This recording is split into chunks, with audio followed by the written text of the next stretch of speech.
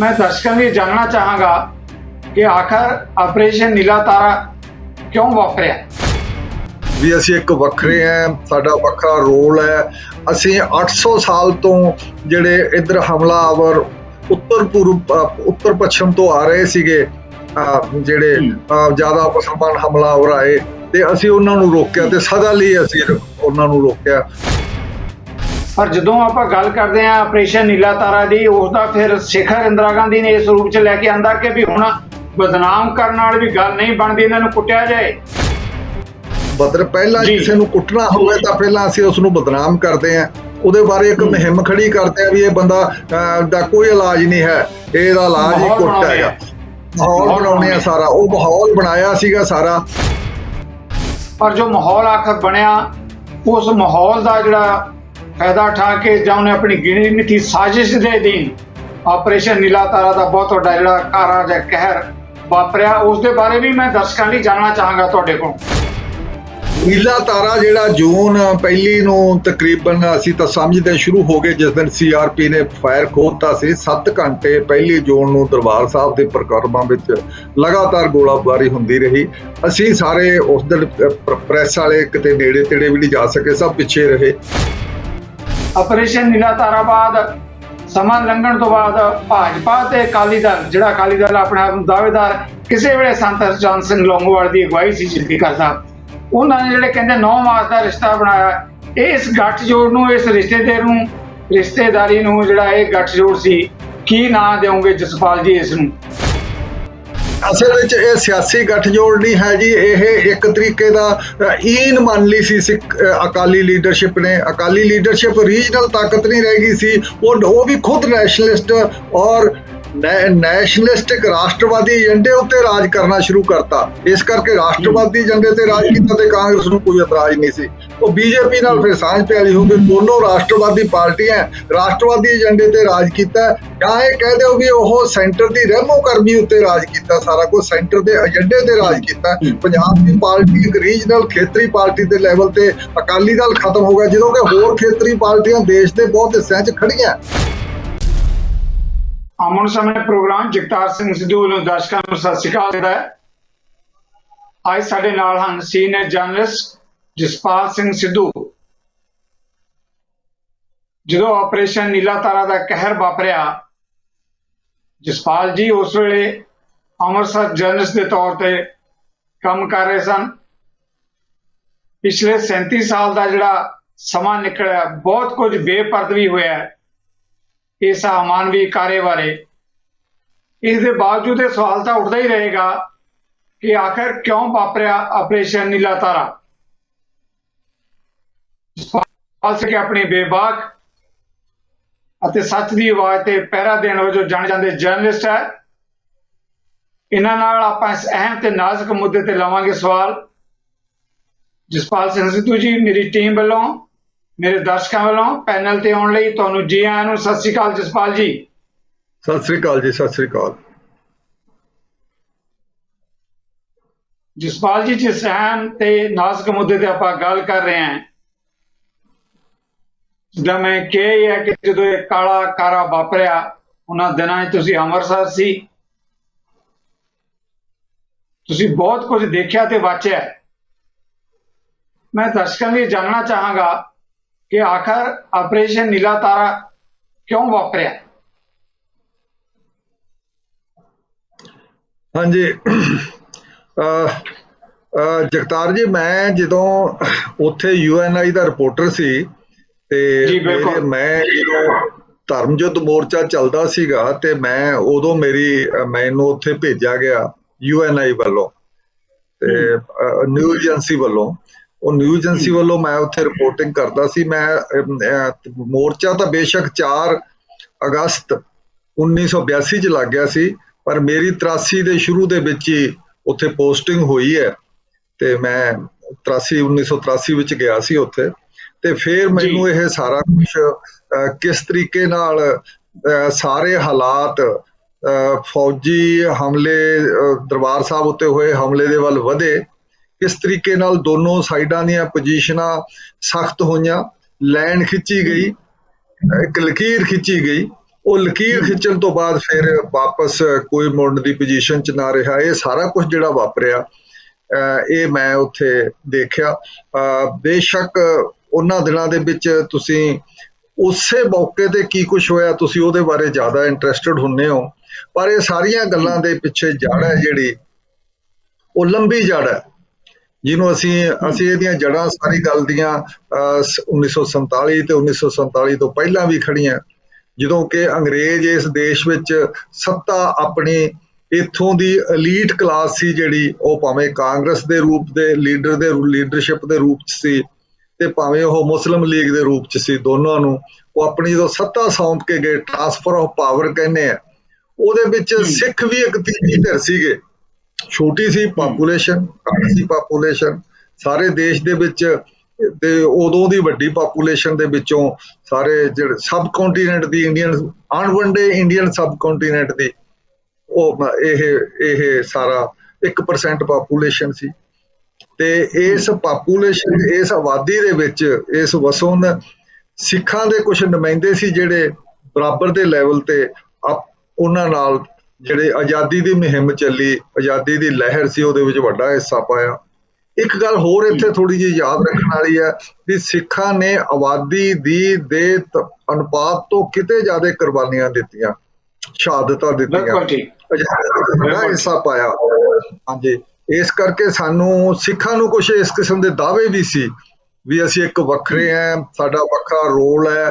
ਅਸੀਂ 800 ਸਾਲ ਤੋਂ ਜਿਹੜੇ ਇੱਧਰ ਹਮਲਾਵਰ ਉੱਤਰ ਪੱਛਮ ਤੋਂ ਆ ਰਹੇ ਸੀਗੇ, ਜਿਹੜੇ ਜ਼ਿਆਦਾ ਮੁਸਲਮਾਨ ਹਮਲਾਵਰ ਆਏ, ਤੇ ਅਸੀਂ ਉਹਨਾਂ ਨੂੰ ਰੋਕਿਆ ਤੇ ਸਦਾ ਲਈ ਅਸੀਂ ਉਹਨਾਂ ਨੂੰ ਰੋਕਿਆ।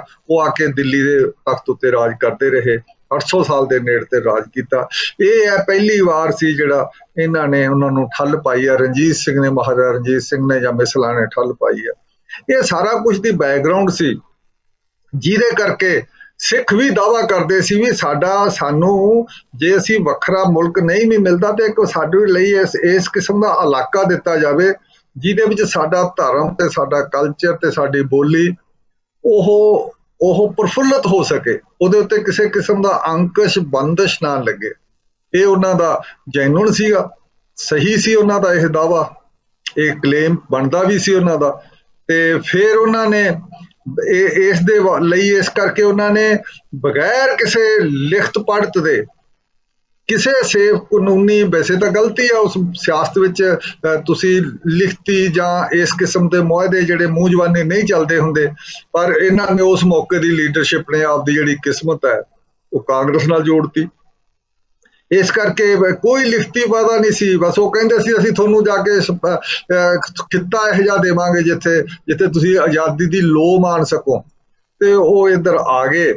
ਉਹਨਾਂ ਦਾ ਨੁਕਸਾਨ ਵੀ ਬਹੁਤ 47 ਚ ਹੋਇਆ ਸਿੱਖਾਂ ਦਾ, ਤੇ ਸਿੱਖਾਂ ਦੀ ਆਬਾਦੀ 10-12% ਆਬਾਦੀ ਸੀ ਤੇ ਇਹਨਾਂ ਕੋਲੇ ਜਾਇਦਾਦ ਤਕਰੀਬਨ 22-24 ਜਿਹੜੀ ਖੇਤੀ ਵਾਲੀ ਦਾ 24% ਦੇ ਨੇੜੇ ਆਬਾਦੀ ਸੀ, ਬਹੁਤ ਜ਼ਿਆਦਾ ਇਹਨਾਂ ਕੋਲੇ ਜ਼ਮੀਨ ਸੀ। ਉਹ ਸਾਰਾ ਕੁਛ ਇਹਨਾਂ ਦਾ ਰਹਿ ਗਿਆ, ਮਾਰੇ ਗਏ। ਇੱਕ ਵਿਜੀਬਲ ਮਿਨੋਰਿਟੀ ਸੀ ਜਿਹੜੀ ਦਿਖਾਈ ਦਿੰਦੀ ਆ ਦੂਰੋਂ ਹੀ, ਇਸ ਕਰਕੇ ਇਹਦੇ ਉੱਤੇ ਹਮਲੇ ਵੀ ਬਹੁਤੇ ਹੋਏ ਤੇ ਬਚ ਵੀ ਨਾ ਸਕੇ। ਉਹ ਸਾਰੇ ਦੌਰ ਤੋਂ ਬਾਅਦ ਜਦੋਂ ਇੱਥੇ ਆਏ ਵਾਪਸ, ਤਾਂ ਇੱਥੇ ਆ ਕੇ ਫਿਰ ਉਹਨਾਂ ਨੂੰ ਉਸ ਕਿਸਮ ਦੀ ਜਦੋਂ ਰਾਜ ਭਾਗ ਵਿੱਚ ਨਹਿਰੂ, ਪਟੇਲ ਤੇ ਸਾਰੇ ਆ ਕੇ ਸੈੱਟ ਹੋ ਗਏ, ਤਾਂ ਫਿਰ ਇਹਨਾਂ ਦੀ ਸੁਣਵਾਈ ਉਹਨਾਂ ਨੇ ਕਿੱਥੇ ਕਰਨੀ ਸੀ। ਜਿਸ ਤਰ੍ਹਾਂ ਸਿਆਸਤ 'ਚ ਹੁੰਦਾ ਵੀ ਹੁਣ ਤੁਸੀਂ ਇੱਕ ਆਮ ਨਾਗਰਿਕ ਹੋ, ਨਾਗਰਿਕ ਤੋਂ ਵੱਧ ਕੁਛ ਨਹੀਂ। ਤੇ ਫਿਰ ਇਹਨਾਂ ਨੂੰ ਬੜਾ ਲੱਗਿਆ ਤੇ ਫਿਰ ਕੋਸ਼ਿਸ਼ ਕੀਤੀ ਇਹਨਾਂ ਨੇ ਡਾਕਟਰ ਅੰਬੇਦਕਰ ਦੇ ਕਹਿਣ ਉੱਤੇ ਵੀ ਹੁਣ ਤੁਸੀਂ ਬੱਸ ਮਿਸ ਕਰ ਗਏ ਹੋ ਤੇ ਹੁਣ ਤੁਸੀਂ ਪੰਜਾਬੀ ਸੂਬੇ ਦੀ ਜਦੋਜਹਿਦ ਕਰ ਲਓ, ਉੱਥੇ ਇੱਕ ਥਾਂ ਤੁਸੀਂ ਇਕੱਠੇ ਹੋ ਜਾਓ, ਵੱਖਰਾ ਸੂਬਾ ਬਣਾ ਲਓ। ਉਹ ਲਹਿਰ ਵੀ 16 ਸਾਲ ਚੱਲੀ। ਉਹਦੇ ਵਿੱਚ ਵੀ ਬੜਾ ਆਪਸ ਵਿੱਚ ਦੀ ਫਿਰਕਾਪ੍ਰਸਤੀ ਹੋਈ। ਸੈਂਟਰ ਨੇ ਜਿਹੜਾ ਉਸ ਮੌਕੇ ਦਾ ਕਾਂਗਰਸ ਰੂਲਰ ਸੀਗੇ, ਕਾਂਗਰਸ ਦੇ ਸੀਗੇ ਸ਼ਾਸਕ, ਹਾਕਮ ਸੀਗੇ, ਉਹਨਾਂ ਨੇ ਉਹੀ ਅੰਗਰੇਜ਼ਾਂ ਵਾਲੀ ਪਾੜੋ ਤੇ ਰਾਜ ਕਰੋ ਵਾਲੀ ਨੀਤੀ ਅਪਣਾਈ। ਇੱਥੇ ਪੰਜਾਬੀ ਹਿੰਦੂ ਨੂੰ ਸਿੱਖ ਨਾਲ ਪਾੜਤਾ। ਹਾਂਜੀ, ਇਹ ਸਾਰਾ ਕੁਛ ਇਹਦੀ ਬੈਕਗਰਾਉਂਡ ਜਿੱਦਾਂ ਤੁਸੀਂ ਕਹਿ ਰਹੇ ਹੋ, ਬਿਲਕੁਲ ਹਾਂ, ਇਹਦਾ ਪਿਛੋਕੜ ਹੈਗਾ। ਇਹ ਪਿਛੋਕੜ ਤੇ ਜਾ ਕੇ ਮੈਂ ਦਰਸ਼ਕਾਂ ਦੀ ਲਈ ਜਾਣਕਾਰੀ ਲਈ ਜਾਣਨਾ ਚਾਹੁੰਦਾ ਕਿ ਆਖਰ ਕੜੀ ਆ ਕੇ ਕਿੱਥੇ ਟੁੱਟ ਗਈ ਕਿ ਜਦੋਂ ਐਡਾ ਵੱਡਾ ਅਮਾਨਵੀ ਕਾਰਾ ਵਾਪਰਿਆ। ਹਾਂਜੀ, ਇਸੇ ਦੇ ਨਾਲ ਹੀ ਮੈਂ ਗੱਲ ਤੁਹਾਨੂੰ ਉਸੇ ਦੇ ਨੇੜੇ ਹੀ ਲੈ ਆ ਰਿਹਾ ਗੱਲ। ਤੇ ਉਹ ਫਿਰ ਉਸ ਤੋਂ ਬਾਅਦ ਪੰਜਾਬੀ ਸੂਬੇ ਤੋਂ ਬਾਅਦ ਵੀ ਇਹਨਾਂ ਦੀ ਤਸੱਲੀ ਨਾ ਹੋਈ, ਦਰਿਆਵਾਂ ਦਾ ਪਾਣੀਆਂ ਦੇ ਉੱਤੇ ਵੰਡ ਜਿਹੜੀ ਕੀਤੀ ਉਹ ਇੰਦਰਾ ਗਾਂਧੀ ਨੇ। ਪਹਿਲੀ ਗੱਲ ਤਾਂ ਜਦੋਂ ਪੰਜਾਬੀ ਸੂਬਾ ਦਿੱਤਾ ਉਹਦੇ ਵਿੱਚ ਆਰਟੀਕਲ 78, 79 ਤੇ 80 ਇਹੋ ਜਿਹੇ ਪਾ ਦਿੱਤੇ ਗਏ ਆਰਟੀਕਲ ਜਿਨ੍ਹਾਂ ਦੇ ਸਿਰ ਤੇ ਜਿਹੜੇ ਕੁਦਰਤੀ ਸਾਧਨ ਸੀ ਪੰਜਾਬ ਦੇ ਉਹਨਾਂ ਉੱਤੇ ਕੰਟਰੋਲ ਸੈਂਟਰ ਦਾ ਹੀ ਰਿਹਾ। ਇਸੇ ਕਰਕੇ ਭਾਖੜਾ ਜਿਹੜਾ ਨੰਗਲ ਦਾ ਡੈਮ ਤੇ ਹੋਰ ਸਾਰਾ ਜਿਹੜਾ ਸੀ ਉਹ ਸਾਰੇ ਸੈਂਟਰ ਦੇ ਕੰਟਰੋਲ 'ਚ ਆ ਗਏ ਤੇ ਸੈਂਟਰ ਨੇ ਫਿਰ ਦਰਿਆਵਾਂ ਦੀ ਵੰਡ ਇੰਦਰਾ ਗਾਂਧੀ ਨੇ ਆਪਦੀ ਸਿਆਸਤ ਦੀਆਂ ਗਿਣਤੀਆਂ ਮਿਣਤੀਆਂ ਨਾਲ ਕੀਤੀ। ਇਹਦੇ ਵਿੱਚ ਫਿਰ ਸਾਡੇ ਰੈਜਿਸਟਮੈਂਟ ਸਿੱਖਾਂ 'ਚ ਬਹੁਤ ਹੋਈ ਤੇ ਸਿੱਖਾਂ ਨੇ ਫਿਰ ਧਰਮ ਯੁੱਧ ਮੋਰਚਾ ਲਾਇਆ ਜਦੋਂ ਸਾਰੀਆਂ ਮੰਗਾਂ ਇਕੱਠੀਆਂ ਹੋਈਆਂ ਸੀ। ਧਰਮ ਯੁੱਧ ਜੋ ਮੋਰਚੇ ਵਿੱਚ ਦਾ ਜਿਹੜਾ ਮੇਨ ਇਸ਼ੂ ਸੀ ਉਹ ਇਹ ਸੀ ਵੀ ਅਨੰਦਪੁਰ ਸਾਹਿਬ ਦਾ ਮਤਾ ਕਿ ਅਸੀਂ ਤੇ ਇਹ ਲੈਣਾ। ਅਨੰਦਪੁਰ ਸਾਹਿਬ ਦਾ ਮਤਾ ਇਹੀ ਸੀ ਜਿਹੜਾ ਕਿ ਉਹਨਾਂ ਨੂੰ ਕਿਹਾ ਗਿਆ ਸੀ ਵੀ ਇਹ ਖਿੱਤੇ ਵਿੱਚ ਤੁਹਾਨੂੰ ਕੋਈ ਰਾਜ ਕਰਨ ਦੇ ਥੋੜੇ ਘਣੇ ਅਧਿਕਾਰ ਵੱਧ ਦੇਵਾਂਗੇ। ਅਨੰਦਪੁਰ ਸਾਹਿਬ ਦਾ ਮਤਾ ਸੀ ਸਟੇਟਾਂ ਨੂੰ ਵੱਧ ਅਧਿਕਾਰ ਦੇਣੇ, ਸੂਬਿਆਂ ਨੂੰ ਵੱਧ ਅਧਿਕਾਰ ਦੇਣੇ। ਅਨੰਦਪੁਰ ਸਾਹਿਬ ਦੇ ਮਤੇ ਤੇ ਹੋਰ ਜਿਹੜੀਆਂ ਮੰਗਾਂ ਦਰਿਆਵਾਂ ਪਾਣੀਆਂ ਇਹਨਾਂ ਉੱਤੇ ਮੋਰਚਾ ਜਿਹੜਾ ਮੈਂ ਤੁਹਾਨੂੰ ਪਹਿਲਾਂ ਦੱਸ ਕੇ ਹਟਿਆ 4 ਅਗਸਤ 1982 ਨੂੰ ਧਰਮ ਯੁੱਧ ਮੋਰਚਾ ਲੱਗ ਗਿਆ ਸੀਗਾ। ਉਹ ਮੋਰਚੇ ਦੇ ਵਿੱਚੋਂ ਇੰਦਰਾ ਗਾਂਧੀ ਨੇ ਫਿਰ ਇਸ ਕਿਸਮ ਦਾ ਉਸ ਮੌਕੇ ਦੀ ਹਾਕਮ ਸੀ, ਉਹਨੇ ਇਸ ਕਿਸਮ ਦਾ ਮਾਹੌਲ ਖੜਾ ਕੀਤਾ ਵੀ ਮੀਡੀਆ ਨੂੰ ਵਰਤ ਕੇ ਹੋਰ ਸਾਰੇ ਪ੍ਰਾਪੋਗੰਡੇ ਦੇ ਸਾਧਨ ਵਰਤ ਕੇ ਸਿੱਖਾਂ ਦੀਆਂ ਮੰਗਾਂ ਤਾਂ ਬਿਲਕੁਲ ਹੀ ਕਿਸੇ ਕਿਨਾਰੇ ਉੱਤੇ ਦਬਾ ਹੀ ਦਿੱਤੀਆਂ ਗਈਆਂ ਵੀ ਇਹਨਾਂ ਦੀ ਕੋਈ ਹੋਰ ਮੰਗ ਹੈ। ਇਹਨਾਂ ਨੂੰ ਪੇਸ਼ ਕਰ ਦਿੱਤਾ ਗਿਆ ਅੱਤਵਾਦੀ ਹੈ, ਵੱਖਵਾਦੀ ਹੈ, ਪਾਕਿਸਤਾਨ ਦੇ ਇਸ਼ਾਰੇ ਤੇ ਇਹ ਕੰਮ ਕਰ ਰਹੇ ਹੈ ਤੇ ਇਹ ਪੰਜਾਬ ਵਿੱਚ ਕਤਲੋਗਾਰਦ ਕਰ ਰਿਹਾ, ਹਿੰਦੂਆਂ ਉੱਤੇ ਹਮਲੇ ਕਰ ਰਿਹਾ, ਹਿੰਦੂ ਘੱਟ ਗਿਣਤੀ ਹੈ। ਇਹਦੇ ਨਾਲ ਬਾਹਰਲਾ ਜਿਹੜਾ ਹਿੰਦੂ ਸੀ ਸਾਰਾ ਉਹ ਇੰਦਰਾ ਗਾਂਧੀ ਦੇ ਪਿੱਛੇ ਜੁੜ ਗਿਆ। ਹਿੰਦੂ ਆਪਣੇ ਦੇਸ਼ ਦੇ ਵਿੱਚ ਹੀ ਵੱਡੀ ਗਿਣਤੀ ਹਿੰਦੂਆਂ ਦੀ ਹੋਈ ਆ 85%। ਜੀ ਇਸ ਕਰਕੇ ਜਸਪਾਲ ਜੀ ਬਿਲਕੁਲ ਜਿੱਦਾਂ ਤੁਸੀਂ ਕਹਿ ਰਹੇ ਹੋ ਕਿ ਮਾਹੌਲ ਇੰਦਰਾ ਗਾਂਧੀ ਨੇ ਜਿਸ ਤਰ੍ਹਾਂ ਸਿੱਖਾਂ ਨੂੰ ਬਦਨਾਮ ਕਰਨ ਦੇ ਲਈ ਪੈਦਾ ਕੀਤਾ, ਪਰ ਜਦੋਂ ਆਪਾਂ ਗੱਲ ਕਰਦੇ ਹਾਂ ਆਪਰੇਸ਼ਨ ਨੀਲਾ ਤਾਰਾ ਦੀ ਉਸ ਦਾ ਫਿਰ ਸਿਖਰ ਇੰਦਰਾ ਗਾਂਧੀ ਨੇ ਇਸ ਰੂਪ 'ਚ ਲੈ ਕੇ ਆਂਦਾ ਕਿ ਵੀ ਹੁਣ ਬਦਨਾਮ ਕਰਨ ਨਾਲ ਵੀ ਗੱਲ ਨਹੀਂ ਬਣਦੀ, ਇਹਨਾਂ ਨੂੰ ਕੁੱਟਿਆ ਜਾਏ ਜਾਂ ਮਾਰਿਆ ਜਾਏ। ਨਹੀਂ, ਉਹ ਬਦਨਾਮ ਤੇ ਕੁੱਟਣਾ ਦੋਨੋਂ ਇੱਕੋ ਲੜੀ ਦੀ ਗੱਲ ਹੈ। ਪਹਿਲਾਂ ਕਿਸੇ ਨੂੰ ਕੁੱਟਣਾ ਹੋਵੇ ਤਾਂ ਪਹਿਲਾਂ ਅਸੀਂ ਉਸ ਨੂੰ ਬਦਨਾਮ ਕਰਦੇ ਹਾਂ, ਉਹਦੇ ਬਾਰੇ ਇੱਕ ਮੁਹਿੰਮ ਖੜੀ ਕਰਦੇ ਆ ਵੀ ਇਹ ਬੰਦਾ ਦਾ ਕੋਈ ਇਲਾਜ ਨਹੀਂ ਹੈ, ਇਹਦਾ ਇਲਾਜ ਹੀ ਕੁੱਟ ਹੈਗਾ। ਮਾਹੌਲ ਬਣਾਉਣੇ ਆ ਸਾਰਾ, ਉਹ ਮਾਹੌਲ ਬਣਾਇਆ ਸੀਗਾ ਸਾਰਾ। ਤੇ ਇਸ ਕਰਕੇ ਮੈਂ ਜਿਹੜਾ ਪ੍ਰੈਸ ਦੀ ਜਿਹੜੇ ਬਹੁਤ ਗਲਤ ਕਿਸਮ ਦੀ ਰਿਪੋਰਟਿੰਗ ਹੋਈ, ਪ੍ਰੈਸ ਬਹੁਤਾ ਉਦੋਂ ਸਰਕਾਰੀ ਪ੍ਰੈਸ ਆਲ ਇੰਡੀਆ ਰੇਡੀਓ ਚੱਲਦਾ ਸੀਗਾ ਜਾਂ ਦੂਰਦਰਸ਼ਨ ਸੀ, ਉਹ ਤਾਂ ਸਰਕਾਰੀ ਹੈਗੇ ਹੀ ਅੱਜ ਤੱਕ ਵੀ ਸਰਕਾਰੀ ਹੈ। ਤੇ ਬਾਕੀ ਜਿਹੜੇ ਨੈਸ਼ਨਲ ਪ੍ਰੈਸ ਸੀ ਉਹਦਾ ਰੋਲ ਵੀ ਇਸੇ ਕਿਸਮ ਦਾ ਸੀਗਾ, ਇੰਦਰਾ ਗਾਂਧੀ ਦੇ ਨਾਲ ਚੱਲਣਾ। ਦੇਸ਼ ਦੀ ਏਕਤਾ ਤੇ ਅਖੰਡਤਾ ਦੇ ਨਾਮ ਤੇ ਤਾਂ ਉਹ ਵੀ ਇੰਦਰਾ ਗਾਂਧੀ ਦੇ ਪਿੱਛੇ ਸੀ। ਇੰਗਲਿਸ਼ ਟ੍ਰਿਬਿਊਨ ਉਹਨਾਂ ਦੇ ਪਿੱਛੇ ਸੀ। ਸਾਰੇ ਜਿੰਨੇ ਵੱਡੇ ਵੱਡੇ ਅਦਾਰੇ ਸੀ ਇਸ ਇਲਾਕੇ ਦੇ ਤੇ ਪੰਜਾਬ ਕੇਸਰੀ ਤੱਕ ਕੰਪੇਨ ਹੀ ਕਰ ਰਿਹਾ ਸੀ ਸਿੱਖਾਂ ਵਿਰੁੱਧ, ਪੰਜਾਬ ਕੇਸਰੀ ਗਰੁੱਪ ਦਾ। ਤੇ ਸਿੱਖਾਂ ਦੀ ਆਪਣੀ ਕੋਈ ਪ੍ਰੈਸ ਨਹੀਂ ਸੀ, ਆਪਣੀ ਅਕਾਲੀ ਪੱਤਰਕਾਰ ਉਹਨਾਂ ਦਿਨਾਂ 'ਚ ਆਲਮੋਸਟ ਖਤਮ ਹੋ ਗਿਆ ਸੀ ਔਰ ਅਜੀਤ ਦਾ ਵਿੱਚ ਵਿਚਾਲਾ ਜਿਹਾ ਰੋਲ ਸੀ। ਹਾਂਜੀ, ਇੱਕ ਸਵਾਲ ਜਿਹੜਾ ਹੈਗਾ ਆਪਾਂ ਬ੍ਰੇਕ ਵੀ ਲੈਣੀ ਹੈ ਪਰ ਇੰਪੋਰਟੈਂਟ ਹੈਗਾ ਜਸਪਾਲ ਜੀ, ਜਦੋਂ ਆਪਾਂ ਮੀਡੀਆ ਦੇ ਰੋਲ ਦੀ ਭੂਮਿਕਾ ਗੱਲ ਕਰਦੇ ਹਾਂ, ਬਦਨਾਮ ਕਰਨ ਲਈ ਇੰਦਰਾ ਗਾਂਧੀ ਨੇ ਸਾਰਾ ਕੁਝ ਜੋ ਸਾਰਾ ਰਲ ਮਿਲ ਕੇ ਨੇ ਕੀਤਾ, ਜਿਹੜੀ ਸਾਡੀ ਉਸ ਵੇਲੇ ਦੀ ਰਵਾਇਤੀ ਲੀਡਰਸ਼ਿਪ ਸੀ ਜਿਹਦੀ ਆਪਾਂ ਗੱਲ ਕਰਦੇ ਹਾਂ, ਸੰਤ ਹਰਚੰਦ ਸਿੰਘ ਲੌਂਗੋਵਾਲ, ਜਥੇਦਾਰ ਗੁਰਚਰਨ ਸਿੰਘ ਟੌਹੜਾ, ਕੀ ਇਹ ਲੀਡਰਸ਼ਿਪ ਵੀ ਆਪਣੀ ਜ਼ਿੰਮੇਵਾਰੀ ਭੂਮਿਕਾ ਨਹੀਂ ਨਿਭਾ ਸਕੀ ਜਾਂ ਇਸ ਨੂੰ ਬੇਵਸ ਕਰ ਦਿੱਤਾ ਗਿਆ? ਦੂਜਾ ਜਿਹੜਾ ਸ਼ਬਦ ਤੁਸੀਂ ਕਿਹਾ ਜੀ, ਬੇਵਸ ਕਰ ਦਿੱਤਾ ਗਿਆ, ਬੇਵਸ ਕਰਨ ਦੀ ਕੋਸ਼ਿਸ਼ ਪਹਿਲਾਂ ਵੀ ਆਈ, ਸਾਰੀ ਕੋਸ਼ਿਸ਼ ਕੀਤੀ, ਇਹ ਬੇਵਸ ਕੀਤਾ ਗਿਆ। ਬੇਵਸ ਅੱਛਾ, ਸੰਤ ਨੇ ਇਹ ਸ਼ਾਇਦ ਸਮਝੌਤਾ ਕਰ ਲੈਂਦੇ, ਸੰਤ ਹਰਚੰਦ ਸਿੰਘ ਲੌਂਗੋਵਾਲ ਸਮਝੌਤਾ ਕਰ ਲੈਂਦੇ, ਮੋਰਚੇ ਦੇ ਇੰਚਾਰਜ ਸੀ। ਸਮਝੌਤਾ ਇਸ ਕਰਕੇ ਨਹੀਂ ਕਰ ਸਕਿਆ ਜਿਵੇਂ ਅੱਜ ਦੇ 32 ਜਥੇਬੰਦੀਆਂ, ਕਿਸਾਨ ਜਥੇਬੰਦੀਆਂ ਉੱਥੇ ਬੈਠੀਆਂ ਦਿੱਲੀ ਦੇ ਬਾਰਡਰਾਂ ਤੇ ਉਹ ਆਪਸ ਵਿੱਚ ਇੱਕ ਦੂਜੇ ਤੇ ਇੰਨਾ ਜ਼ਿਆਦਾ ਧਿਆਨ ਰੱਖ ਰਹੀਆਂ ਵੀ ਕੋਈ ਵੀ ਆਪਦੇ ਲੈਵਲ ਤੇ ਸਮਝੌਤਾ ਕਰਕੇ ਵਾਪਸ ਨਹੀਂ ਆ ਸਕਦਾ। ਇੱਥੇ ਆ ਕੇ ਵਾਪਸ ਆ ਕੇ ਕੋਈ ਵੀ ਲੌਂਗੋਵਾਲ ਨਹੀਂ ਬਣਨਾ ਚਾਹੁੰਦਾ। ਤੋ ਇਸ ਕਿਸਮ ਦਾ ਜਿਹੜਾ ਸੀਗਾ ਉਦੋਂ ਵੀ ਸੰਤ ਭਿੰਡਰਾਂਵਾਲਾ ਕਹਿ ਰਿਹਾ ਸੀ ਵੀ ਅਸੀਂ ਤਾਂ ਸਿੱਖ ਇੱਥੇ ਗੁਲਾਮ ਹੈ, ਅਸੀਂ ਤਾਂ ਆਜ਼ਾਦ ਹੋਣਾ, ਆਜ਼ਾਦੀ ਦੀ ਲੜਾਈ ਲੜ ਰਹੇ ਆ। ਤੇ ਉਹ ਇਸ ਕਰਕੇ ਸੱਤਾ ਦੀ ਜਿਹੜੀ ਦੌੜ ਦੇ ਵਿੱਚ ਸੀਗਾ ਅਕਾਲੀ ਦਲ, ਪਰੰਪਰਾਗਤ ਜਿਹੜੀ ਪਾਰਟੀ ਸੀਗੀ, ਰਵਾਇਤੀ ਪਾਰਟੀ ਸੀ, ਉਹ ਫਿਰ ਕਿੱਥੇ ਵਾਪਸ ਲੈ ਸਕੇ।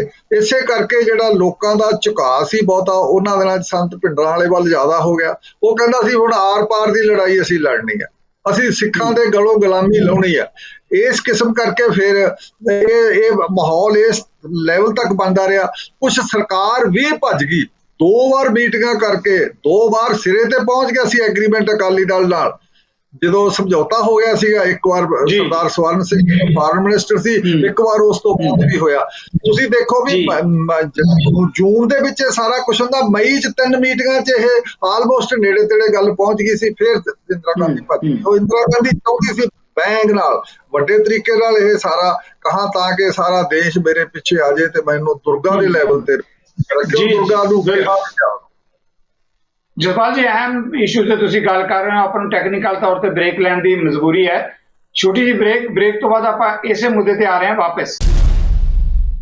ਅਮਨੋ ਸਾਹਮਣੇ ਪ੍ਰੋਗਰਾਮ ਦਰਸ਼ਕਾਂ ਦਾ ਮੁੜ ਇੱਕ ਵਾਰ ਸਵਾਗਤ।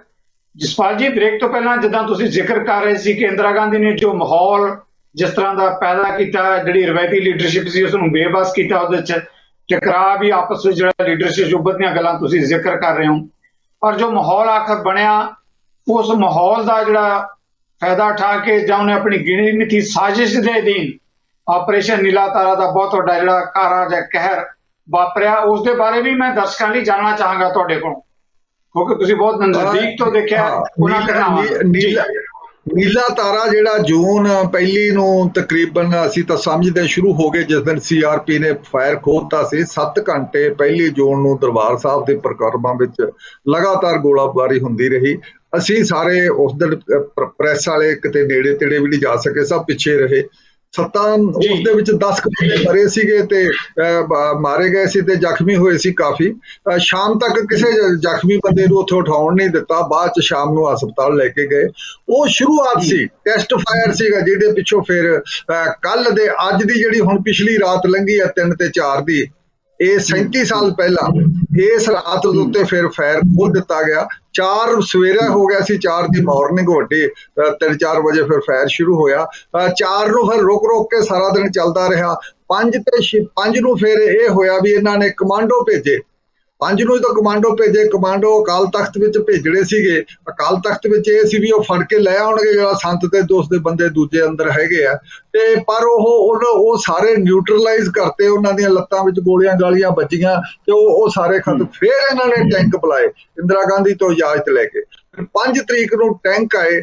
5 ਤਰੀਕ ਨੂੰ ਗਹਿਗੜ ਲੜਾਈ ਹੋਈ ਸਾਰੀ। ਗਹਿਗੜ ਲੜਾਈ ਦੇ ਵਿੱਚ 5 ਤੇ 6 ਦੀ ਰਾਤ ਵਿੱਚ ਇਹਨਾਂ ਨੇ ਸਾਰਾ ਕੁਝ ਬਹੁਤ ਜ਼ਿਆਦਾ, ਇੱਥੋਂ ਤੱਕ ਆ ਵੀ ਅਕਾਲ ਤਖਤ ਦੇ ਬੇਸਮੈਂਟ ਦੇ ਵਿੱਚ ਜਿਹੜੀ UNO ਦੀ ਵੱਲੋਂ ਬੈਨ ਕੀਤੀ ਵੀ ਗੈਸ ਹੈ, ਜ਼ਹਿਰੀਲੀ ਗੈਸ, ਉਹ ਵੀ ਛੱਡੀ ਇਹਨਾਂ ਨੇ, ਸਾਰਾ ਕੁਝ ਕੀਤਾ। ਤੇ ਫਿਰ ਇਹਦੇ ਵਿੱਚ ਸਰ ਜਨਰਲ ਸੁਬੇਗ ਸਿੰਘ ਵੀ ਮਾਰਿਆ ਗਿਆ। 6 ਦੀ ਸਵੇਰੇ ਅਰਲੀ ਸੰਤ ਜਰਨੈਲ ਸਿੰਘ ਪਿੰਡਾਂਵਾਲਾ, ਭਾਈ ਅਮਰੀਕ ਸਿੰਘ, ਇਹ ਸਾਰੇ ਬਾਹਰ ਨਿਕਲ ਕੇ ਇਹ ਸਾਰੇ ਸ਼ਹੀਦੀਆਂ ਪਾ ਗਏ ਸੀਗੇ ਤੇ ਇਹਨਾਂ ਦੇ ਕੰਟਰੋਲ 'ਚ ਆ ਗਿਆ ਸੀ। ਬੇਸ਼ੱਕ ਸੰਤ ਦੀ ਜਿਹੜੀ ਉਹਨਾਂ ਦੀ ਡੈਥ ਦੇ ਬਾਰੇ ਇਹ ਸਰਕਾਰ ਨੇ, ਆਲ ਇੰਡੀਆ ਰੇਡੀਓ ਨੇ 7 ਤਰੀਕ ਨੂੰ ਸਵੇਰੇ ਕਲੀਅਰ ਕੀਤਾ ਵੀ ਹਾਂ ਸੰਤ ਮਾਰੇ ਗਏ ਆ। ਤੇ ਪਰ ਇਹਦੇ ਵਿੱਚ ਇਹ ਦੇਖੋ ਬਹੁਤ ਜ਼ਿਆਦਾ ਲੋਕ ਅੰਦਰ ਸੀਗੇ ਸਾਰੇ, ਕਿਉਂਕਿ 4 ਤਰੀਕ ਨੂੰ 5ਵੇਂ ਪਾਤਸ਼ਾਹ ਗੁਰੂ ਅਰਜਨ ਦੇਵ ਜੀ ਦਾ ਸ਼ਹੀਦੀ ਦਿਨ ਸੀ, ਲੋਕ ਆਏ ਹੋਏ ਸੀ। ਵੈਸੇ ਵੀ ਲੋਕਾਂ ਨੂੰ ਇਹ ਉਮੀਦ ਨਹੀਂ ਸੀਗੀ ਕਿ ਉਧਰ ਲੜਾਈ ਅਕਾਲ ਤਖਤ ਵੱਲ ਹੋਊ ਤੇ 4 ਚੁਫੇਰੇ ਕੀ ਹੋਣਾ, ਪਰ ਇਦੋਂ ਪਿੱਛੋਂ ਇਹਨਾਂ ਨੇ ਸਮੁੰਦਰੀ ਹਾਲ ਵੱਲ ਵੀ ਜਿਹੜੇ ਗ੍ਰੇਨੇਡ ਸਿੱਟ ਕੇ ਲੋਕਾਂ ਦਾ ਨੁਕਸਾਨ ਕੀਤਾ। ਇਹ ਤਕਰੀਬਨ ਕਿਹਾ ਜਾਂਦਾ ਹੈ ਤੇ ਬੱਚੇ ਬੁੱਢੇ ਤੇ ਜਿਹੜੇ ਨਾਨ ਕੰਬੈਟੈਂਟ ਹੈ, ਜਿਹੜੇ ਕਿ ਸਿਵਲ ਦੇ ਲੋਕ ਮਾਰੇ ਗਏ, ਬਹੁਤ ਜ਼ਿਆਦਾ ਲੜਦੇ ਨਹੀਂ ਸੀਗੇ। ਇਹ ਸਭ ਤੋਂ ਵੱਡਾ ਦੁਖਾਂਤ ਹੈ।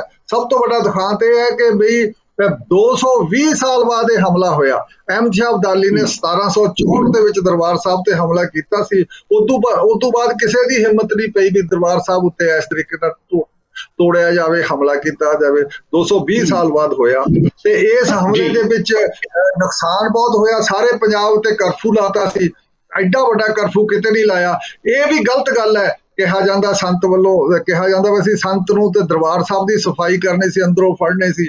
ਨਾਲ ਦੀ ਨਾਲ 38 ਹੋਰ ਗੁਰਦੁਆਰਿਆਂ ਉੱਤੇ ਵੀ ਬਰਾਬਰ ਸਾਈਮਲਟੇਨੀਅਸਲੀ ਉਸੇ ਕਿਸਮ ਦੇ ਹਮਲੇ ਕੀਤੇ ਗਏ, ਫੌਜ ਭੇਜੀ ਗਈ। ਇਹਦਾ ਮਤਲਬ ਇਹ ਹੈ ਵੀ ਉਹ ਟੋਟਲ ਕਮਿਊਨਿਟੀ ਨੂੰ ਸਬਕ ਸਿਖਾਉਣਾ ਚਾਹੁੰਦੀ ਸੀ, ਸਿੱਖ ਕਮਿਊਨਿਟੀ ਨੂੰ, ਜੋ ਸਬਕ ਸਿਖਾਉਣ ਦੀ ਨੀਤੀ ਨਾਲ ਸੀ। ਇਹਦੇ ਨਾਲ ਉਹਨੇ ਫਿਰ ਹਿੰਦੂ ਸਮਾਜ ਨੂੰ ਸਾਰੇ ਨੂੰ ਇਕੱਠਾ ਕਰ ਲਿਆ, ਸਮਾਜ ਉਹਦੇ ਪਿੱਛੇ ਹੋ ਗਿਆ, ਉਹ ਤੁਰਗਾ ਹੋ ਗਿਆ, ਜਿਹਦਾ ਸਬੂਤ ਸਾਨੂੰ ਇਸ ਗੱਲ ਤੋਂ ਮਿਲਦਾ ਹੈ।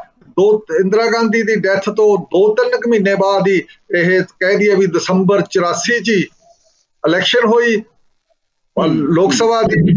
ਉਹਦੇ ਲੜਕੇ ਰਾਜੀਵ ਗਾਂਧੀ ਦੀ ਥੱਲੇ ਕਮਾਨ ਥੱਲੇ, ਤੇ ਉਹਦੇ ਚ 404 ਸੀਟਾਂ 530 ਚੋਂ ਲੈ ਗਏ ਸੀ।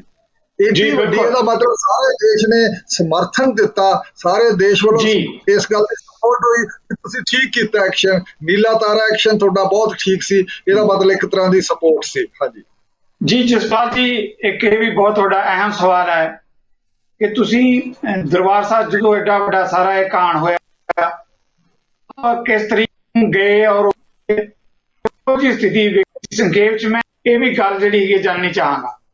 ਦੇਖੋ ਜੀ, ਸਾਡਾ ਇਹਨਾਂ ਨੇ ਨਾਲ ਦੀ ਨਾਲ ਹੀ ਜਿਸ ਤਰੀਕ ਜਦੋਂ ਹਮਲਾ ਕਰਨਾ ਸੀ, ਇਹਨਾਂ ਨੇ 1 ਤਰੀਕ 2 ਤਰੀਕ ਨੂੰ ਤੇ 3 ਨੂੰ ਸਾਡੇ ਸਭ ਦੇ ਟੈਲੀਪ੍ਰਿੰਟਰ ਤੇ ਟੈਲੀਫੋਨ ਦੀਆਂ ਲੈਂਡਲਾਈਨਾਂ ਹੁੰਦੀਆਂ ਸੀ, ਸਭ ਬੰਦ ਹੋ ਗਈਆਂ ਸੀ। ਸਾਡੀਆਂ ਨਹੀਂ, ਸਾਰੇ ਪੰਜਾਬ ਦੇ ਹੀ ਕੱਟ ਆਫ ਹੋ ਗਿਆ ਸੀ, ਲੈਂਡਲਾਈਨ ਬੰਦ ਸੀ, ਅਸੀਂ ਕੋਈ ਖਬਰ ਨਹੀਂ ਭੇਜ ਸਕੇ। 25 ਤਰੀਕ ਵਿੱਚ ਸਾਡੀ ਐਂਟਰੀ ਹੋਈ ਹੈ, 25 ਤਰੀਕ ਨੂੰ ਜਾ ਕੇ ਜੂਨ ਨੂੰ। ਉਦੋਂ ਪਹਿਲਾਂ ਇਹਨਾਂ ਨੇ ਜੋ ਕੁਛ ਲਿਖਵਾਉਣਾ ਸੀ ਇਹ ਦਿੱਲੀ ਤੋਂ ਬਾਈ 에ਅਰ ਪ੍ਰੈਸ ਲਿਆਂਦਾ ਗਿਆ, ਉਸਨੇ ਲਿਖਿਆ ਸਾਰਾ ਕੁਛ। ਹਾਂ, ਇਸ ਕਰਕੇ ਆਪਦੀ ਮਰਜ਼ੀ ਨਾਲ ਲਿਖਾਇਆ ਗਿਆ। ਜੋ ਕੁਝ ਪੇਸ਼ ਕਰਨਾ ਸੀ ਗਲਤ ਉਹਨਾਂ ਨੇ ਸਾਰਿਆਂ ਦੇ ਪ੍ਰੋਪੇਗੈਂਡਾ ਸਾਰਾ ਉੱਥੇ ਹੋਇਆ ਗਿਆ। ਹੁਣ ਸਵਾਲ ਤਾਂ ਇਹ ਹੁੰਦਾ ਹੈ ਜਿਹੜਾ ਮੈਂ ਕਰਨਾ ਚਾਹਣਾ ਵੀ ਇੰਪੈਕਟ ਇਹਦਾ ਕੀ ਪਿਆ। ਇੰਪੈਕਟ ਪਿਆ ਵੀ ਦੇਸ਼ ਦੀ ਪੋਲਿਟਿਕਸ ਬਿਲਕੁਲ ਹੀ ਬਦਲ ਗਈ। ਉਹ ਪੋਲਿਟਿਕਸ ਜਿਹੜੀ ਡੈਮੋਕ੍ਰੈਟਿਕ ਸੋਸ਼ਲਿਸਟਿਕ ਡੈਮੋਕ੍ਰੈਟਿਕ ਕੰਟਰੀ ਸੀਗਾ, ਸੈਕੂਲਰ ਕੰਟਰੀ ਸੀ, ਉਹ ਫਿਰ ਮੁੜ ਕੇ ਫਿਰਕਾ ਪ੍ਰਸਤੀ ਦੇ ਰੂਪ ਚ ਇੱਕ ਫਿਰ ਮੈਜੋਰਿਟੀ ਦੀ ਦਾ ਜਾਂ ਹਿੰਦੂ ਮੈਜੋਰਿਟੀ ਦਾ ਦੇਸ਼ ਬਣ ਕੇ ਰਹਿ ਗਿਆ। ਹਿੰਦੂ ਰਾਸ਼ਟਰਵਾਦ ਫਿਰ ਉੱਭਰਿਆ ਆ, ਹਿੰਦੂ ਨੈਸ਼ਨਲਿਜ਼ਮ ਬਹੁਤ ਵੱਡੇ ਲੈਵਲ ਤੇ ਉਭਾਰਿਆ, ਜਿਹਦੇ ਵਿੱਚੋਂ ਅੱਜ ਮੋਦੀ ਨਿਕਲਿਆ। ਮੋਦੀ ਕੋਈ ਅਚਾਨਕ ਨਹੀਂ ਆ ਗਿਆ। ਮੋਦੀ ਦੀਆਂ ਜੜ੍ਹਾਂ, ਮੋਦੀ ਦੀ ਜਿਹੜੀ ਨੀਂਹ ਹੈ ਉਹ ਇੰਦਰਾ ਗਾਂਧੀ ਨੇ ਰੱਖੀ ਸੀ ਸਿੱਖਾਂ ਤੇ ਅਟੈਕ ਕਰਕੇ। ਹੁਣ ਮੋਦੀ ਨੂੰ ਸਿੱਖ ਰਗੜੇ ਮਾਰੇ ਗਏ, 84 ਹੋਇਆ, ਨਵੰਬਰ 84 ਹੋਇਆ, ਉਹਦੇ ਵਿੱਚੋਂ ਫਿਰ ਹੁਣ ਉਹ ਮੁਸਲਮਾਨ ਟਾਰਗੇਟ ਕਰਦੇ ਆ, ਮਿਨੋਰਿਟੀਆਂ ਟਾਰਗੇਟ ਕਰਕੇ ਮੈਜੋਰਿਟੀ ਕਰਦੇ ਆ। ਤੇ ਵੋਟ ਬੈਂਕ ਪੋਲਿਟਿਕਸ ਜਿਹੜੀ ਇੰਦਰਾ ਗਾਂਧੀ ਨੇ ਸ਼ੁਰੂ ਕੀਤੀ ਸੀ ਉਹ ਮੋਦੀ ਵੀ ਅੱਜ ਕੱਲ੍ਹ ਬਰਕਰਾਰ ਰੱਖਦਾ। ਜਸਪਾਲ ਜੀ, ਤੁਸੀਂ ਸੀਨੀਅਰ ਜਰਨਲਿਸਟ ਹੋ, ਪੰਜਾਬ ਨੂੰ ਬਹੁਤ ਆਪਣੇ ਅੱਖੀਂ ਦੇਖਿਆ ਤੇ ਘਟਨਾਵਾਂ ਵੀ ਪਿੰਡੇ ਤੇ ਹੰਡਾਈਆਂ। ਇੱਕ ਸਵਾਲ ਸਮੇਂ ਦੇ ਲਿਹਾਜ਼ ਨਾਲ ਮੈਂ ਜ਼ਰੂਰ ਲੈਣਾ ਚਾਹਾਂਗਾ। ਜਦੋਂ ਆਪਾਂ ਗੱਲ ਕਰਦੇ ਹਾਂ ਕਿ ਦੇਸ਼ ਕਿਸ ਤਰ੍ਹਾਂ ਰਾਜਨੀਤੀ ਬਦਲੀ, ਆਪਰੇਸ਼ਨ ਨੀਲਾ ਤਾਰਾ ਬਾਅਦ ਸਮਾਂ ਲੰਘਣ ਤੋਂ ਬਾਅਦ ਭਾਜਪਾ ਤੇ ਅਕਾਲੀ ਦਲ, ਜਿਹੜਾ ਅਕਾਲੀ ਦਲ ਆਪਣੇ ਆਪ ਨੂੰ ਦਾਅਵੇਦਾਰ ਕਿਸੇ ਵੇਲੇ ਸੰਤ ਹਰਚੰਦ ਸਿੰਘ ਲੌਂਗੋਵਾਲ ਦੀ ਅਗਵਾਈ ਸੀ ਜਿੱਤੀ ਕਰਦਾ, ਉਹਨਾਂ ਨੇ ਜਿਹੜੇ ਕਹਿੰਦੇ 9 ਮਾਰਚ ਦਾ ਰਿਸ਼ਤਾ ਬਣਾਇਆ। ਇਸ ਗੱਠਜੋੜ ਨੂੰ, ਇਸ ਰਿਸ਼ਤੇਦਾਰੀ ਨੂੰ ਜਿਹੜਾ ਇਹ ਗੱਠਜੋੜ ਸੀ, ਕੀ ਨਾਂ ਦੇਵੋਗੇ ਜਸਪਾਲ ਜੀ ਇਸ ਨੂੰ? ਇਹ ਵੀ ਤਾਂ 84 ਦੇ ਬਾਅਦ ਹੀ ਹੋਇਆ ਨਾ। ਅਸਲ ਵਿੱਚ ਇਹ ਸਿਆਸੀ ਗੱਠਜੋੜ ਨਹੀਂ ਹੈ ਜੀ, ਇਹ ਇੱਕ ਤਰੀਕੇ ਦਾ ਈਨ ਮੰਨ ਲਈ ਸੀ ਸਿੱਖ ਅਕਾਲੀ ਲੀਡਰਸ਼ਿਪ ਨੇ। ਅਕਾਲੀ ਲੀਡਰਸ਼ਿਪ ਰੀਜਨਲ ਤਾਕਤ ਨਹੀਂ ਰਹਿ ਗਈ ਸੀ, ਉਹ ਵੀ ਖੁਦ ਨੈਸ਼ਨਲਿਸਟ ਔਰ ਨੈਸ਼ਨਲਿਸਟਿਕ ਰਾਸ਼ਟਰਵਾਦੀ ਏਜੰਡੇ ਉੱਤੇ ਰਾਜ ਕਰਨਾ ਸ਼ੁਰੂ ਕਰਤਾ। ਇਸ ਕਰਕੇ ਰਾਸ਼ਟਰਵਾਦੀ ਏਜੰਡੇ ਤੇ ਰਾਜ ਕੀਤਾ ਤੇ ਕਾਂਗਰਸ ਨੂੰ ਕੋਈ ਇਤਰਾਜ਼ ਨਹੀਂ ਸੀ। ਉਹ ਬੀਜੇਪੀ ਨਾਲ ਫਿਰ ਸਾਂਝ ਪਿਆਰੀ ਹੋ ਗਈ। ਦੋਨੋਂ ਰਾਸ਼ਟਰਵਾਦੀ ਪਾਰਟੀਆਂ ਰਾਸ਼ਟਰਵਾਦੀ ਏਜੰਡੇ ਤੇ ਰਾਜ ਕੀਤਾ, ਜਾਂ ਇਹ ਕਹਿ ਦਿਓ ਵੀ ਉਹ ਸੈਂਟਰ ਦੀ ਰਹਿਮੋ ਕਰਮੀ ਉੱਤੇ ਰਾਜ ਕੀਤਾ, ਸਾਰਾ ਕੁਝ ਸੈਂਟਰ ਦੇ ਏਜੰਡੇ ਤੇ ਰਾਜ ਕੀਤਾ। ਪੰਜਾਬ ਦੀ ਪਾਰਟੀ ਇੱਕ ਰੀਜਨਲ ਖੇਤਰੀ ਪਾਰਟੀ ਦੇ ਲੈਵਲ ਤੇ ਅਕਾਲੀ ਦਲ ਖਤਮ ਹੋ ਗਿਆ, ਜਦੋਂ ਕਿ ਹੋਰ ਖੇਤਰੀ ਪਾਰਟੀਆਂ ਦੇਸ਼ ਦੇ ਬਹੁਤ ਹਿੱਸਿਆਂ 'ਚ ਖੜੀਆਂ। ਇਸ ਕਰਕੇ ਇਹ ਖੇਤਰੀ ਪਾਰਟੀ ਇਹਨਾਂ ਨੇ ਅਕਾਲੀ ਦਲ ਨੇ ਖਤਮ ਕਰਤੀ। ਹੁਣ ਖੇਤਰੀ ਪਾਰਟੀ ਨਹੀਂ, ਇਹ ਜਦੋਂ ਕਿਤੇ ਪਾਕਿਸਤਾਨ ਵਿਰੁੱਧ ਬੋਲਦੇ ਜਾਂ ਸਿੱਖਾਂ ਦੇ ਵਿਰੁੱਧ ਟੈਰਰਿਸਟਾਂ ਕਹਿ ਕੇ ਬੋਲਦੇ ਅਕਾਲੀ ਦਲ, ਇਹਦੀ ਸੁਰ ਬੀਜੇਪੀ ਤੇ ਕਾਂਗਰਸ ਨਾਲੋਂ ਵੀ ਉੱਚੀ ਹੁੰਦੀ ਆ ਅਕਾਲੀ ਦਲ ਦੀ ਤੇ ਅਕਾਲੀ ਦਲ ਦੇ ਲੀਡਰਾਂ ਦੀ। ਜੀ ਜਸਪਾਲ ਜੀ, ਓਕੇ ਜਸਪਾਲ ਜੀ, ਤੁਸੀਂ ਜਰਨਲਿਸਟ ਹੀ ਨਹੀਂ, ਸਿੱਖ ਵਿਦਵਾਨ ਦੇ ਤੌਰ ਤੇ ਵੀ ਬਹੁਤ ਕੁਝ ਵਾਚਿਆ ਹੈ। ਇੱਕ ਸਵਾਲ ਜਿਹੜਾ ਸਿੱਖ ਭਾਈਚਾਰੇ ਦੇ ਜ਼ਿਹਨ 'ਚ ਵੀ ਹੈ, ਕਿਸੇ ਇੰਨੀਆਂ ਸਿੱਖ ਭਾਈਚਾਰਾ ਸਮਝਦਾ ਕੁਰਬਾਨੀਆਂ ਕੀਤੀਆਂ, ਅਕਾਲ ਤਖ਼ਤ ਸਾਹਿਬ ਦੇ ਦੱਸਿਆ ਜਿਸ ਤਰ੍ਹਾਂ ਨਿਸ਼ਾਨਾ ਬਣਾਇਆ ਗਿਆ, ਬਹੁਤ ਕੁਰਬਾਨੀਆਂ ਆਜ਼ਾਦੀ ਤੇ ਉਸ ਤੋਂ ਬਾਅਦ ਦੇ ਵਿੱਚ ਹੀ। ਇਹਦੇ ਬਾਵਜੂਦ ਇੱਕ ਸਵਾਲ ਜਸਪਾਲ ਜੀ ਉੱਭਰ ਕੇ ਜਿਹੜਾ ਸਾਰਿਆਂ ਦੇ ਜ਼ਿਹਨ 'ਚ ਆਉਂਦਾ ਹੈ ਕਿ ਇੰਨੀਆਂ ਕੁਰਬਾਨੀਆਂ ਦੇ ਬਾਅਦ ਸਾਡੀ ਲੀਡਰਸ਼ਿਪ ਕੋਈ ਕਿਉਂ ਨਹੀਂ ਉੱਭਰ ਸਕੀ? ਸਾਡੀ ਲੀਡਰਸ਼ਿਪ ਬੜੀ ਕਮਜ਼ੋਰ ਲੀਡਰਸ਼ਿਪ ਸੀ। 47 ਵੇਲੇ ਵੀ ਕਮਜ਼ੋਰ ਲੀਡਰਸ਼ਿਪ ਸੀ, ਬਾਅਦ ਚ ਵੀ ਕਮਜ਼ੋਰ ਲੀਡਰਸ਼ਿਪ ਰਹੀ ਹੈ। ਇਮਾਨਦਾਰੀ ਆ ਲੀਡਰ ਨਹੀਂ, ਸੱਤਾ ਪਾਵਰ ਦੀ ਗੇਮ ਖੇਡਣ ਵਾਲੀ ਸੀ। ਪਾਵਰ ਫਿਰ ਮਿਲ ਜੁਲ ਕੇ ਪਾਵਰ ਜਿਵੇਂ ਲਈ ਜਾ ਸਕਦੀ ਹੈ। ਜੇ ਪੂਰੀ ਪਾਵਰ ਨਹੀਂ ਮਿਲਦੀ ਤਾਂ ਥੋੜਾ ਕਿੰਨਾ ਜਿੰਨਾ ਹਿੱਸਾ ਮਿਲਦਾ ਉਹਨਾਂ ਕੁ ਲੈ ਲਓ। ਇਸ ਪੋਲਿਟਿਕਸ ਉੱਤੇ ਅਕਾਲੀ ਦਲ ਨੇ ਕੰਮ ਕੀਤਾ, ਇਸ ਰਾਜਨੀਤੀ ਉੱਤੇ ਅੱਜ ਤੱਕ ਵੀ ਕੰਮ ਕਰ ਰਹੇ ਹੈ। ਤੇ ਇਸ ਰਾਜਨੀਤੀ ਦਾ ਇਹੀ ਹਸ਼ਰ ਹੁੰਦਾ ਵੀ ਤੁਹਾਡੀ ਰੀਜਨਲ ਪਾਰਟੀ ਵੀ ਖਤਮ ਹੋ ਗਈ ਤੇ ਸਾਰਾ ਕੁਝ ਹੋ ਗਿਆ। ਇਹ ਉੱਭਰ ਨਹੀਂ ਸਕੇ। ਸਾਡੇ ਕੋਲੇ ਲੀਡਰਸ਼ਿਪ ਇਸ ਕਿਸਮ ਦੀ ਹੈ ਨਹੀਂ, ਅੱਜ ਵੀ ਹੈ ਨਹੀਂ। ਤੁਸੀਂ 35 ਸਾਲ ਦੇ 37 ਸਾਲ ਹੋ ਗਏ, 2 ਸਾਲ ਪਿੱਛੋਂ ਜਿਨ੍ਹਾਂ ਬੰਦਿਆਂ ਨੇ ਵੱਡਾ ਨਾਰਾ ਦਿੱਤਾ ਸੀ ਖਾਲਿਸਤਾਨ ਬਣਾਵਾਂਗੇ, ਉੱਥੇ ਜਾ ਕੇ ਉਹ ਵੀ ਕਿਸੇ ਪਾਸੇ ਉਹਨਾਂ ਦੀ ਵੀ ਕੋਈ ਹੋਂਦ ਕਿਸੇ ਪਾਸੇ ਦਿਖਾਈ ਨਹੀਂ ਦਿੰਦੀ। ਉਹ ਕਿੱਥੇ ਗਏ? ਕਿਉਂਕਿ ਸਵਾਲ ਹੈ ਵੀ ਸਿੱਖਾਂ ਵਿੱਚ ਉਸ ਕਿਸਮ ਦੀ ਲੀਡਰਸ਼ਿਪ ਨਹੀਂ ਹੈ। ਇਹਨਾਂ 'ਚ ਕੁਰਬਾਨੀ ਦਾ ਜਜ਼ਬਾ ਬਹੁਤ ਹੈ, ਪਰ ਲੀਡਰਸ਼ਿਪ ਇਹ ਨਹੀਂ ਦੇ ਸਕੇ, ਨਾ 47 ਵੇਲੇ ਦੇ ਸਕੇ, ਨਾ ਇਹ ਅਕਾਲੀ ਦਲ ਦੇ ਰੂਪ 'ਚ ਦੇ ਸਕੇ, ਨਾ ਫਿਰ ਮੁੜ ਕੇ ਜਿਹੜੀ ਦੂਜੀ ਪੋਲਿਟਿਕਸ 86 ਦੇ ਵਿੱਚ ਇਹਨਾਂ ਨੇ ਸ਼ੁਰੂ ਕੀਤੀ ਸੀ ਖਾੜਕੂ ਪੋਲਿਟਿਕਸ, ਨਾ ਉਹਦੇ ਵਿੱਚ ਲੀਡਰਸ਼ਿਪ ਦੇ ਸਕੇ। ਇਹ ਲੀਡਰਸ਼ਿਪ ਦਾ ਬਹੁਤ ਵੱਡਾ ਰੋਲ ਹੈ। ਜਾਂ ਅਸੀਂ ਕਹਿ ਦਈਏ ਵੀ ਇਹ ਕੀ ਕਾਰਨ ਹੈ, ਇਹ ਕਿਸੇ ਸੋਸ਼ੀਓਲੋਜਿਸਟ ਦਾ ਵੱਡੇ ਲੈਵਲ ਤੇ ਇਹਦੀ ਵਿਆਖਿਆ ਤੇ ਐਨਾਲਿਸਿਸ ਕਰਨ ਦਾ ਵਿਸ਼ਾ ਹੈ। ਹਾਂਜੀ ਜੀ, ਆਖਰੀ ਸਵਾਲ ਜਿਹੜਾ ਹੈਗਾ ਆਪਰੇਸ਼ਨ ਨੀਲਾ ਤਾਰਾ, ਜਿੱਦਾਂ ਮੈਂ ਕਹਿ ਕੇ ਬਹੁਤ ਸਾਰੀਆਂ ਉਹਦੀਆਂ ਪਰਤਾਂ ਖੁੱਲੀਆਂ, ਕੀ ਲੱਗਦਾ ਜਸਪਾਲ ਜੀ ਅਜੇ ਵੀ ਆਪਰੇਸ਼ਨ ਨੀਲਾ ਤਾਰਾ ਬਾਰੇ ਬਹੁਤ ਕੁਝ ਸੱਚ ਜਾਣਨ ਦੀ ਲੋੜ ਹੈ ਜਾਂ ਸਾਹਮਣੇ ਲਿਆਉਣ ਦੀ ਜ਼ਰੂਰਤ ਹੈ? ਵੇਖੋ, ਸੱਚ ਲਿਆਉਣ ਦੀ ਜ਼ਰੂਰਤ ਨਹੀਂ। ਅਸੀਂ ਇਹਨੂੰ ਘੱਲੂਘਾਰਾ ਇਸ ਕਰਕੇ ਕਹਿੰਦੇ ਆ ਵੀ ਇਹ ਤੀਜਾ ਘੱਲੂਘਾਰਾ ਹੈ। ਪਹਿਲਾ ਸ਼ੰਭ ਜੋੜੀਆਂ ਦਾ ਹੋਇਆ, ਦੂਜਾ ਕੁੱਪਰ ਹੀੜੇ ਦਾ ਹੋਇਆ ਜਿਹਦੇ ਚ ਅੱਧੀਵਾਦੀ ਸਿੱਖ ਮਾਰੀ ਗਈ ਸੀ, ਤੀਜਾ ਇਹ ਹੋਇਆ। ਘੱਲੂਘਾਰਾ ਇਸ ਕਰਕੇ ਕਹਿੰਦੇ ਆ ਜਦੋਂ ਤੁਹਾਡਾ ਜੀਨੋਸਾਈਡ ਕੀਤਾ, ਜਿਹਦਾ ਨਸਲਕੁਸ਼ੀ ਕੀਤੀ ਜਾਂਦੀ ਹੈ, ਤੁਹਾਡੀ ਨਸਲ ਨੂੰ ਖਤਮ ਕਰਨਾ ਹੁੰਦਾ, ਉਹ ਜਿਹੜਾ ਅਟੈਕ ਕਰਨ ਵਾਲਾ ਬੰਦਾ ਉਹਨੂੰ ਅਸੀਂ ਘੱਲੂਘਾਰਾ ਕਹਿੰਦੇ ਆ। ਘੱਲੂਘਾਰਾ ਬਹੁਤ ਵੱਡਾ ਹੋਇਆ। ਇਹ ਸਿੱਖ ਇਹਨੂੰ ਭੁੱਲਣਗੇ ਨਹੀਂ। ਸਿੱਖ ਵਿਰਸੇ ਤੇ ਹਿਸਟਰੀ ਦਾ ਇਹ ਪੂਰਾ ਹਿੱਸਾ ਬਣ ਗਿਆ। ਇਹਦੇ ਚੋਂ ਲੈਸਨ ਇਹੀ ਮਿਲਦਾ ਹੈ ਕਿ ਤੁਸੀਂ ਮਿਨੋਰਿਟੀ ਲੈਵਲ ਤੇ ਕਿਵੇਂ ਆਪਣੇ ਆਪ ਨੂੰ ਐਡਜਸਟ ਕਰਨਾ ਹੈ, ਕਿਵੇਂ ਆਪਣੀ ਪੋਲਿਟਿਕਸ ਚਲਾਉਣੀ ਹੈ, ਤੇ ਤੁਹਾਨੂੰ ਇਸ ਬਾਰੇ ਸਮਝਦਾਰ ਹੋਣਾ ਪਵੇਗਾ। ਤੇ ਇਹ ਜਿਹੜਾ ਡੈਮੋਕ੍ਰੇਸੀ ਦਾ ਸਿਸਟਮ ਹੈ, ਆ ਜਿਹੜਾ ਚੱਲਦਾ ਸਿਸਟਮ ਹੈ, ਵੋਟ ਬੈਂਕਾਂ ਜਿਹੜਾ ਤਿਆਰ ਹੁੰਦੇ ਆ, ਜਿਹਦੇ ਚ ਹੁਣ ਹਿੰਦੂ ਰਾਸ਼ਟਰ ਵੱਲ ਨੂੰ ਵਧਾ ਰਹੇ ਆ ਕਦਮ, ਇਹ ਸਾਰੇ ਦੇ ਵਿੱਚ ਮਿਨੋਰਿਟੀਆਂ ਉੱਤੇ ਕੁੱਟ ਪੈਂਦੀ ਹੈ, ਪੈਣੀ ਹੈ ਕੁੱਟ। ਇਸੇ ਕਰਕੇ ਮਿਨੋਰਿਟੀਆਂ ਨੂੰ ਵੱਡੀ ਕਿਸੇ ਧਿਰ ਨਾਲ ਸਮਝੌਤਾ ਕਰਨ ਦੀ ਬਜਾਏ ਬੀਜੇਪੀ ਐਰਾ ਵਗੈਰਾ ਨਾਲ ਜਿਹੜੇ ਆਲਰੇਡੀ ਸ਼ਿਕਾਰ ਹੈ ਇਸ ਤਸ਼ੱਦਦ ਦਾ, ਇੰਡੀਅਨ ਸਟੇਟ ਦੀ ਤਸ਼ੱਦਦ ਦਾ, ਉਹਨਾਂ ਨੂੰ ਇਕੱਠੇ ਹੋ ਕੇ ਤੇ ਮਿਨੋਰਿਟੀਆਂ ਨੂੰ, ਦਲਿਤਾਂ ਨੂੰ ਤੇ ਹੋਰ ਜਿਹੜੇ ਦੱਬੇ ਕੁਚੜੇ ਲੋਕ ਹੈ, ਉਹਨਾਂ ਨੂੰ ਇਕੱਠੇ ਹੋ ਕੇ ਆਪਦੀ ਪੋਲਿਟਿਕਸ ਸਾਂਝੀ ਚਲਾਉਣੀ ਚਾਹੀਦੀ ਹੈ। ਤੇ ਨਹੀਂ ਤਾਂ ਫਿਰ ਤੁਸੀਂ ਗੁਲਾਮੀ ਵਾਲਾ ਕੰਮ ਕਰਦੇ ਹੋ, ਉਹਨਾਂ ਦੇ ਏਜੰਡੇ ਤੇ ਕੰਮ ਕਰਦੇ ਹੋ ਤੇ ਕਰੀ ਜਾਓ, ਕੋਈ ਫਰਕ ਨਹੀਂ। ਇਸ ਕਰਕੇ ਸਿੱਖਾਂ ਨੂੰ ਸਮਝਣ ਦੀ ਲੋੜ ਹੈ ਤੇ ਇਹ ਛੇਤੀ ਪਾਵਰ ਪੋਲਿਟਿਕਸ ਵੱਲ ਭੱਜਦੇ ਆ, ਤੇ ਪਾਵਰ ਤੋਂ ਪਹਿਲਾਂ ਵੀ ਤੁਹਾਨੂੰ ਆਪਣੀਆਂ ਪਾਵਰ ਲੈਣ ਲਈ ਪੋਜੀਸ਼ਨਾਂ ਤਿਆਰ ਕਰਨੀਆਂ ਪੈਂਦੀਆਂ। ਜੀ, ਬਹੁਤ ਕਰਨ ਦੀ ਜ਼ਰੂਰਤ ਹੈ। ਬਹੁਤ ਬਹੁਤ ਮਿਹਰਬਾਨੀ ਜਸਪਾਲ ਜੀ, ਥੈਂਕ ਯੂ ਵੈਰੀ ਮਚ। ਇਹ ਸਨ ਜਸਪਾਲ ਸਿੰਘ ਸਿੱਧੂ, ਸੀਨੀਅਰ ਜਰਨਲਿਸਟ ਤੇ ਸਿੱਖ ਵਿਦਵਾਨ।